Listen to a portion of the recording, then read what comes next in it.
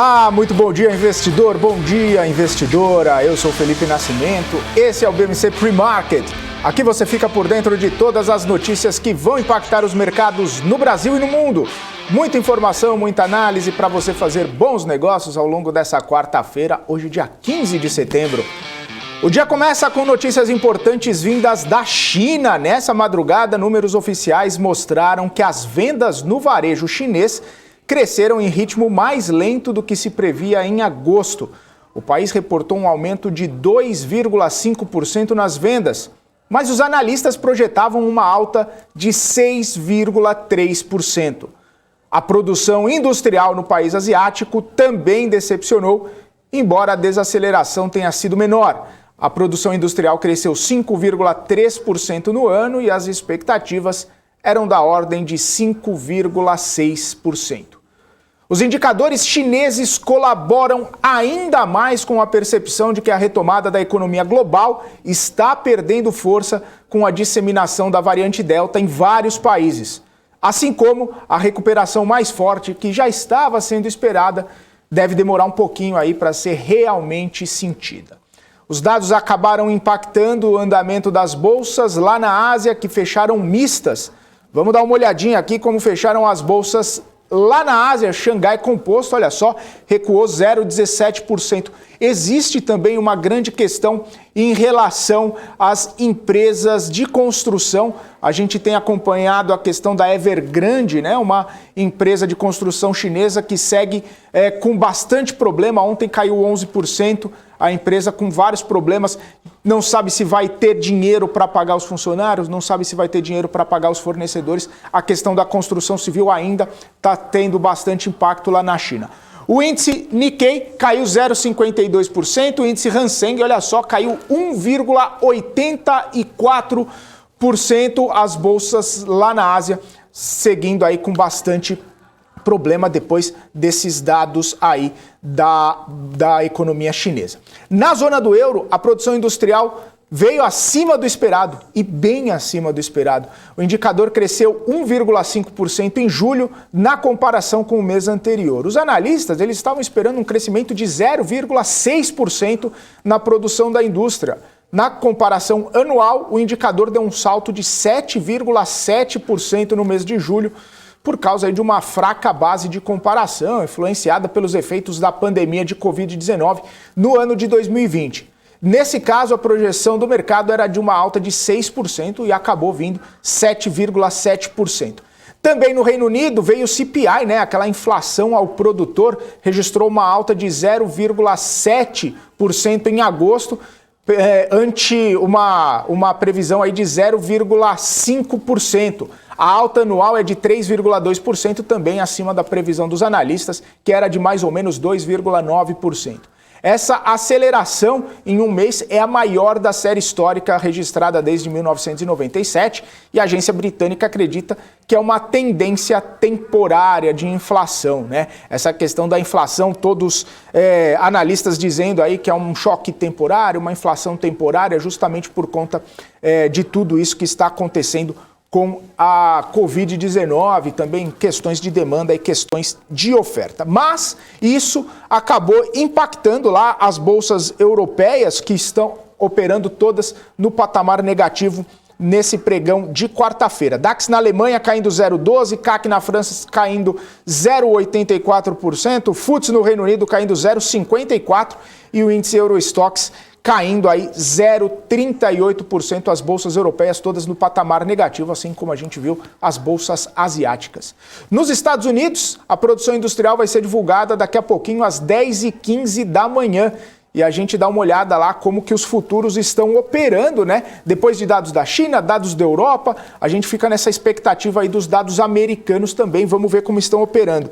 Na contramão da China e da Europa, os futuros americanos estão operando em alta nesse momento.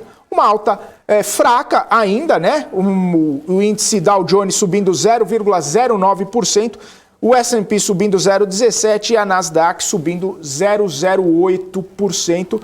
É uma alta fraca ainda, perto das quedas que a gente viu na Ásia e na Europa, mas pelo menos os índices americanos operam em alta nesta quarta-feira. Aqui no Brasil, a expectativa é pelos dados do IBC-BR, né? Os dados do IBC-BR, que é uma prévia do PIB, pode mostrar aí como que está o crescimento da atividade por aqui, também a questão dos impactos do coronavírus, além, claro, dos reflexos da inflação mais acelerada e o processo de alta de juros da economia. Os dados do IBC-BR que saíram agora há pouco, olha só a informação das 9 horas e 5 minutos, agora são 9 e 8, os dados do IBC-BR. Aqui, ó, em julho, sem ajuste, é o maior para o mês desde 2015. IBC-BR de julho, aqui trazendo as informações. Olha só, IBC-BR sobe 9,44 no trimestre, o IBC-BR sobe 3,26 nos últimos 12 meses até julho sem ajuste.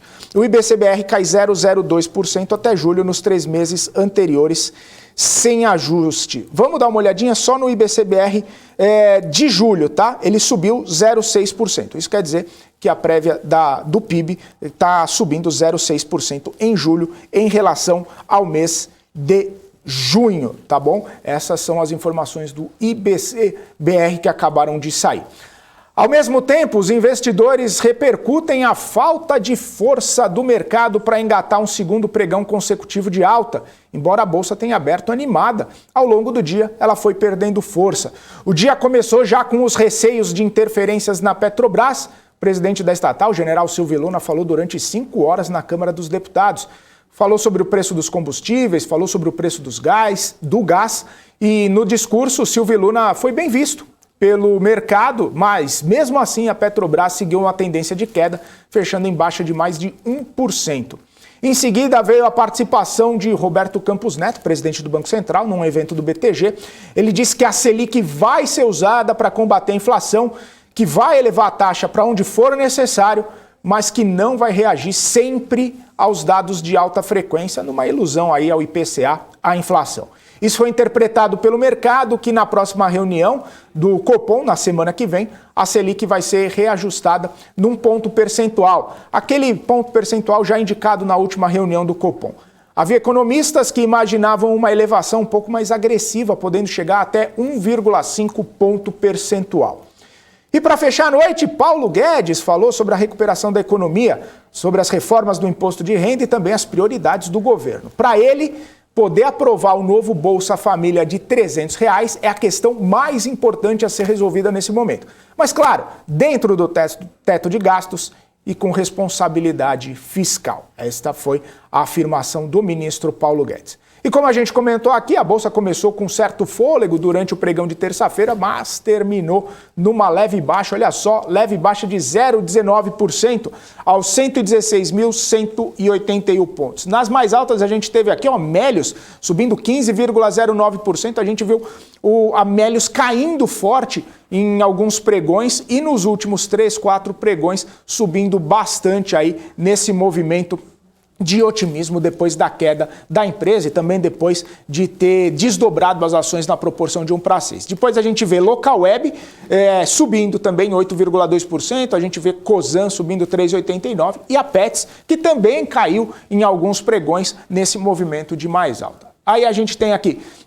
DXCO3 caindo 3,07%, depois CVC, BRF e Cielo nos movimentos de mais baixa também, colaborando, claro, com essa questão dessa queda, né, de 0,19%, embora algumas empresas que têm mais peso na Bolsa também não tenham conseguido performar bem. Uma delas, a Petrobras, que a gente bem comentou por aqui. E agora eu quero desejar um ótimo dia para o Marcos Saravalli, que ele traz o tom do mercado nessa quarta-feira. Muito bom dia, Marcos Saravalli. Oi, Felipe, muito bom dia a todos acompanhando aqui as bolsas internacionais. A gente tem um viés de mais um dia de alta. Vamos ver se o nosso Ibovespa acompanha aqui as bolsas internacionais, mas existe uma sinalização positiva lá fora, para essa quarta-feira.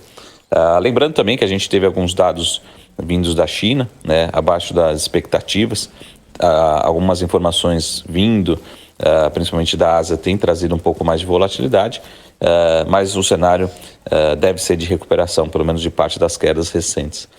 Lembrando também aquilo que a gente falou nos últimos dias por aqui, em relação ao preço das commodities, principalmente do petróleo. A gente acreditava que realmente vai se recuperando e iria se recuperando para um patamar próximo de $75, o preço do petróleo Brent, e é o que a gente está vendo hoje, né? Já ele sendo negociado acima do patamar de $74, né? Então, uma boa recuperação no petróleo e também, consequentemente, nas ações do setor aqui na Bolsa.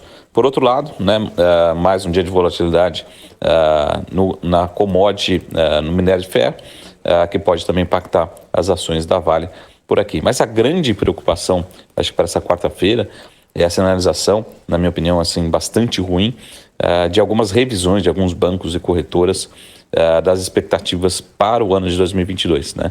Então, um consenso que está virando um consenso de mercado é que o Banco Central vai ter que subir ainda mais os juros, né, tanto no curto como no médio prazo, manter essa taxa ao longo do ano que vem, né?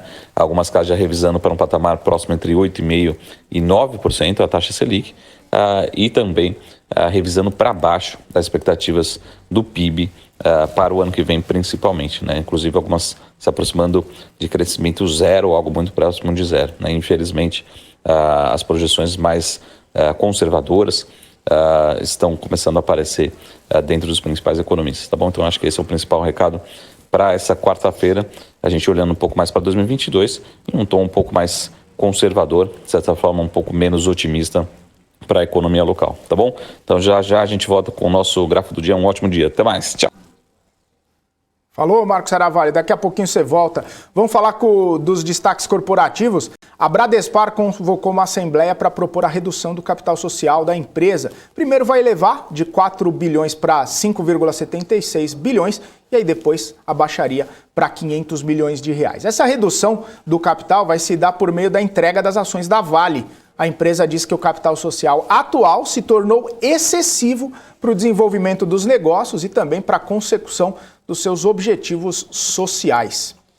O Grupo Soma informou que a combinação de negócios com a Hering foi aprovada em assembleias nas duas companhias. Também confirmou o valor da parcela a ser pago aos acionistas da Hering. Vão ser pouco mais de R$ 9,54 para cada ação ordinária. A Vibra, antiga BR Distribuidora, foi questionada pela CVM sobre algumas estimativas divulgadas pela companhia durante o Investor Day. A empresa reiterou que não divulga projeções ou guidance de qualquer forma e que tais expectativas apresentadas se baseiam em estudos de uma consultoria independente, refletindo um dos possíveis cenários diante das mudanças macroeconômicas e também discussões envolvendo temas referentes à transição energética. A Plano & Plano aprovou um programa de recompra de até 6 milhões de ações. Isso representa cerca de 9,3% do total de papéis da empresa. No pregão de ontem, as ações da Plano & Plano fecharam cotadas a R$ 3,88 e desde o IPO a empresa já caiu quase 60%. E o ministro das Comunicações, Fábio Faria, disse que o edital do 5G vai ser votado na Anatel na semana que vem. A votação estava prevista para ontem, mas foi adiada depois de um dos conselheiros pedir vistas do processo. O ministro reafirmou a meta de instalar a rede 5G no país até julho do ano que vem e disse que o prejuízo ao país é de cerca de 100 milhões de reais para cada dia que o edital não é colocado em votação. E agora o Marcos Saravalli, ele traz o gráfico do dia para a gente com a expectativa de inflação lá nos Estados Unidos. Uma visão sobre essa questão aí. Marcos Saravalli, conta para a gente aí. Olá, bom dia. Voltando aqui para o nosso gráfico do dia, a gente tem um pouco das expectativas, né, da inflação medida pelo próprio consumidor americano, né, lá nos Estados Unidos, mas que mostra que realmente o americano está preocupado, né, com preços mais altos, né, pela frente.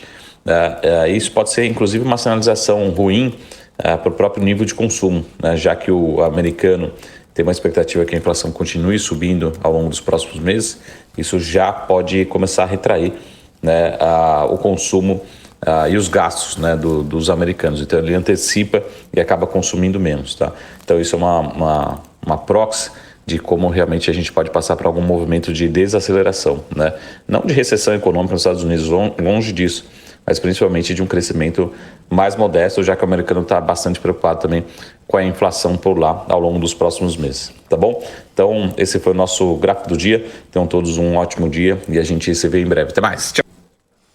Falou, Marcos Saravalho, até daqui a pouquinho aqui. Quero desejar um ótimo dia a todo mundo que está nos acompanhando, nosso chat aqui bombando, muita gente aqui acompanhando, né, o nosso BMC Pre-Market, nossos amigos que chegaram cedo aqui, Sandro Figueiredo, Cerveja também, o MPK falando que a BMC é viciante, fila tá grande, parece fila de banco antes das 10 horas da manhã. A Rosana Meirelles por aqui, o Diego Paganini, Gustavo Watson, Rafael Correia, quem mais está por aqui? O Giovanni Bortolatti, o Emerson Duarte, o Rafael Botelho, o Diego Knorst, o Thiago Rafael, o Paulo César falando do setor de construção civil aqui, que a gente vai falar de construção civil. Daqui a pouquinho a gente fala com o Guga, vamos ver se o Guga tem alguma visão aí de construção civil pra gente, viu, pessoal? A Larissa Valdívia por aqui, ótimo dia pra você, pro Alisson, pro Marcos, Comunidade Livre, pro Celso Silva, o Peter Santana por aqui também, muito bom dia pra você, Peter, pro Jonas Rosa, pro Augusto Júnior, pro Libergo Trader, olha aqui, ó, o canal de vocês é extraordinário. Obrigado, viu?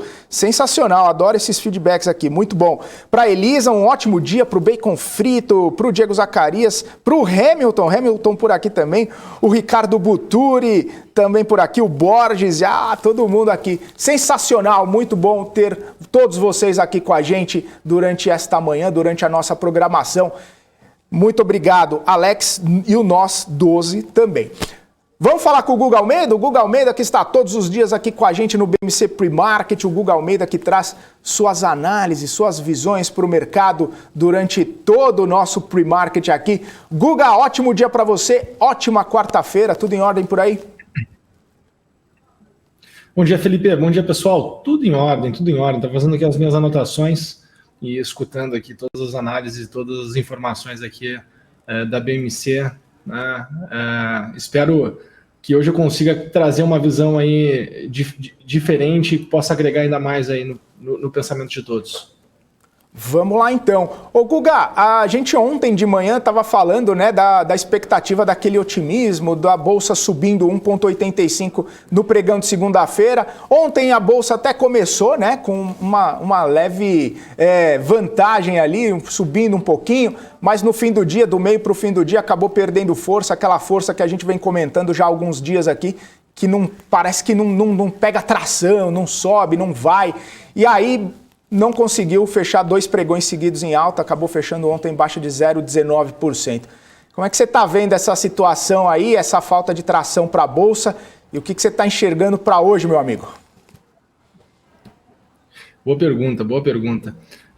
Essa falta de tração é aquele otimismo que está faltando para mim no mercado, e aí, como não vem destravando esse otimismo, né, acaba que acontece aquele movimento que nós estamos vendo, de muitos players que são tradicionais em operar renda fixa, né, operar juro, que estavam buscando operações na Bolsa, eles acabam utilizando esses dias, né, e vão se desfazendo de suas posições, e aí a gente vê o mercado, né, uma vez que não tem aí um grande otimismo, sofrer correções ao longo do dia. Né? Então a gente abre um pouco otimista, levemente otimista, mas não consegue se desenvolver para um patamar ainda mais alto.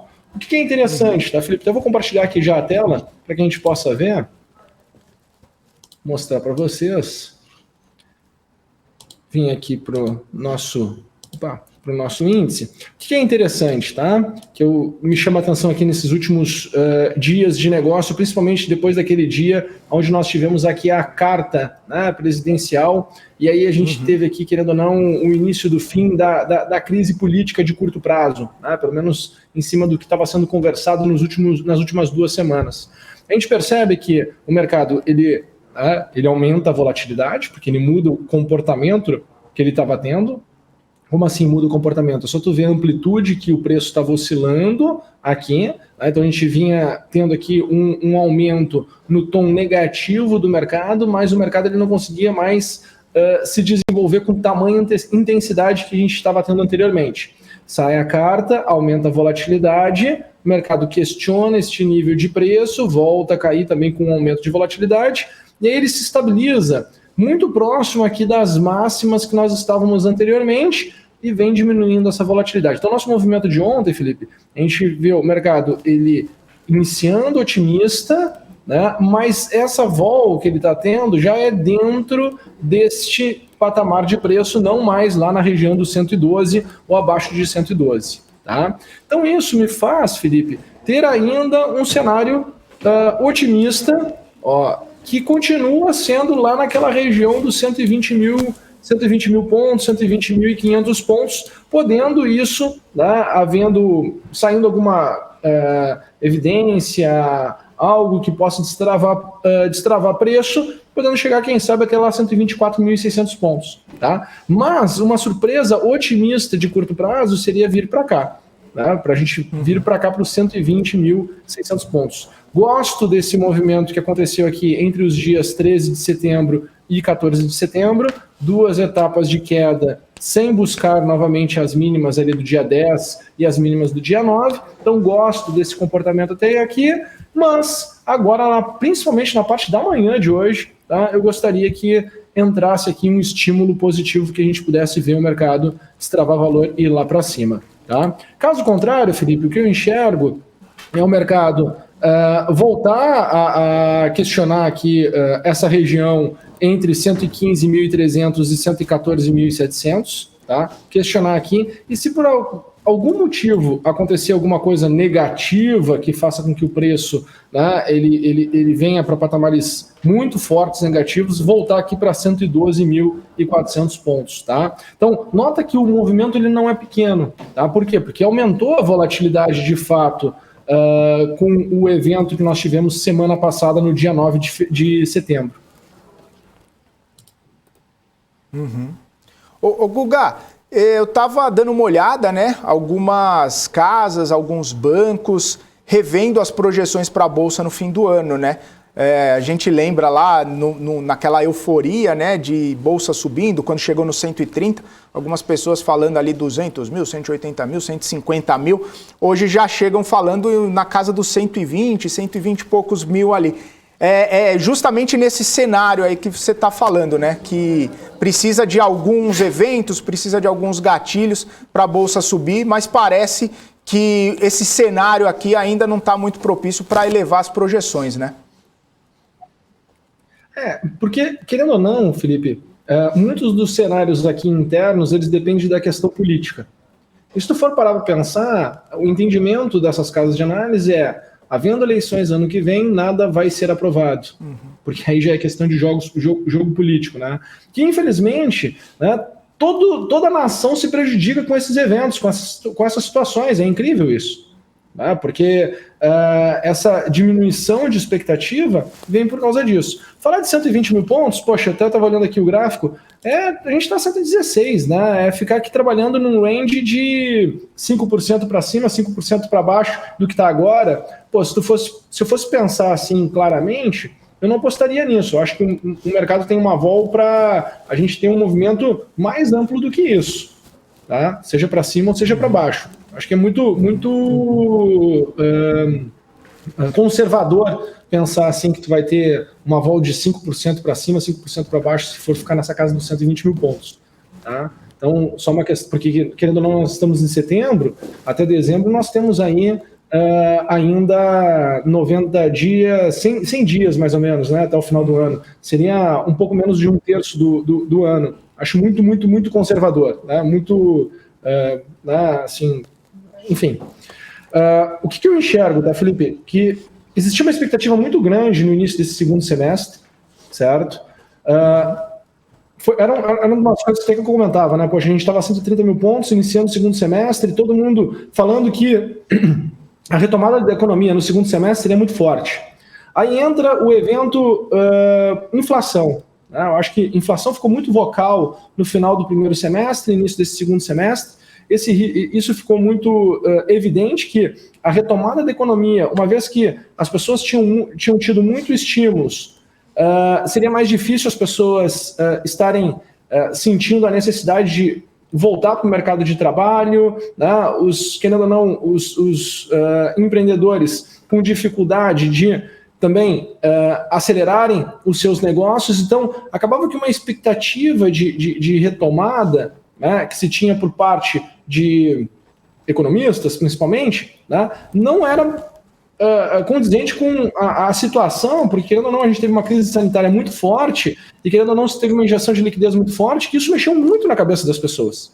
Né? Tanto que quando a gente olha assim, as expectativas, até mesmo para a retomada da economia lá no mercado americano, se falava muito da questão de ter uma carência de mão de obra, uma vez que se tinha tido muito estímulo, muita injeção de liquidez, o americano estava chegando ali no período de verão, e aí as pessoas iriam, em tese, né, demorar um pouco mais para buscar emprego, e isso geraria uma escassez de mão de obra. Né? Se tinha essa leitura, se tinha essa interpretação também. Então a gente teve o quê? A gente teve uma crise muito forte sanitária, isso fez com que os governos tivessem que injetar, os bancos centrais tivessem que injetar muita liquidez no mercado, isso gera uma distorção na curva de oferta e demanda, obviamente, tá? E essa retomada, ela acaba que ela não consegue acontecer na mesma velocidade que talvez uma planilha de Excel mostraria que poderia acontecer. Porque a gente está falando de pessoas interagindo, né? Economias interagindo e o mundo todo interagindo. Então, o mundo mostra no início do ano muita força para a retomada, tanto que todo mundo teve, se a gente pega os números, né?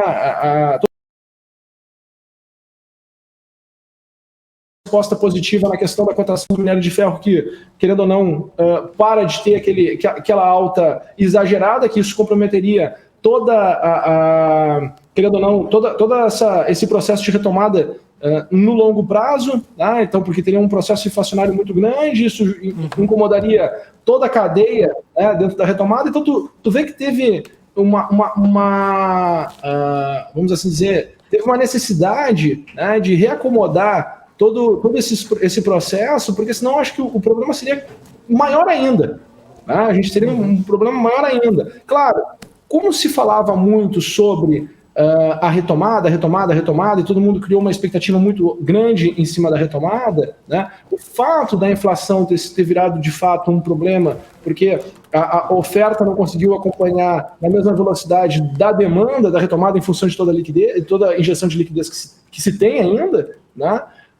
Acabou que gerou um desconforto de curto prazo aí nos participantes do mercado, e a gente viu, né, toda essa movimentação. Mas a gente continua olhando lá fora, super otimista com o processo, e aqui dentro, né, eu acho que a gente tem ainda muito espaço. Eu acho que a gente tem espaço, por exemplo, como eu mostrei aqui agora para vocês, da gente voltar ali para os 124 mil pontos, 128 mil pontos, 135 mil pontos. Tem cenário para tudo isso. Tá? A gente tem que ver, de fato, como é que a gente vai desenrolar daqui para frente. Acho que eu tentei me explicar, não trouxe um pouco de confusão aí para o pessoal. Não, mandou muito bem.